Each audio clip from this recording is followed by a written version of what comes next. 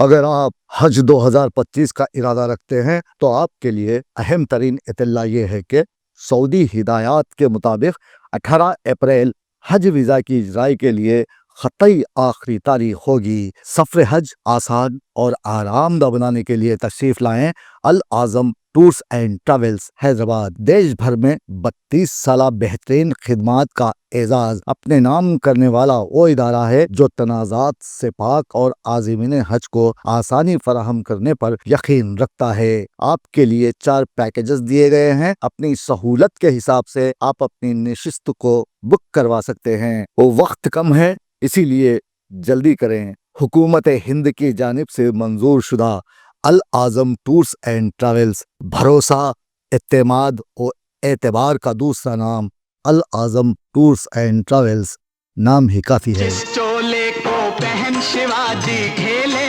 अपनी जान पे। బాలీవుడ్ నటుడు దర్శకుడు మనోజ్ కుమార్ కన్నుమూశారు.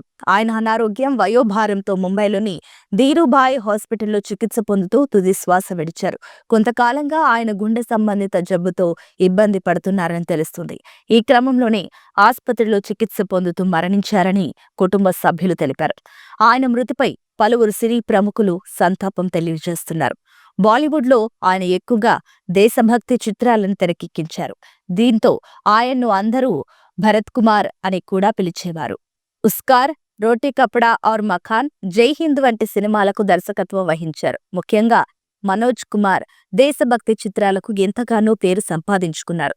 1992లో పద్మశ్రీ, 2015లో దాదాసాహెబ్ ఫాల్కే అవార్డుతో పాటు ఎన్నో ఫిలిం అవార్డ్స్ ఆయన అందుకున్నారు. జూలై 24, 1937న హరికృష్ణగిరి గోస్వామిగా జన్మించిన మనోజ్ కుమార్ హిందీ సినిమాలలో ప్రముఖ హీరోగా పేరు సంపాదించుకున్నారు. షాహీద్, ఉపకార్, పురబ్ ఔర్ పశ్చిమ్, రోటీ కపడా ఔర్ మకాన్ వంటి దేశభక్తి చిత్రాలలో నటించడం, దర్శకత్వం వహించడం ద్వారా మనోజ్ కుమార్ బాగా ప్రసిద్ధి చెందారు. హరియాలి ఔర్ రాస్తా, వో కౌన్ థీ, హిమాలయ కి గోద్ మే, దో బదన్, పత్తర్ కే సనం, నీల్ కమల్, క్రాంతి వంటి బ్లాక్ బస్టర్ చిత్రాలలో నటించారు.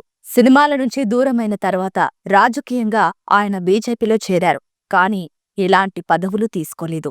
మనోజ్ కుమార్ మరణించడంతో ఆయన అభిమానులు, కుటుంబ సభ్యులకు సంతాపం తెలుపుతున్నారు. तेरी याद दिल से भुलाने चला हूँ कि खुद अपनी हस्ती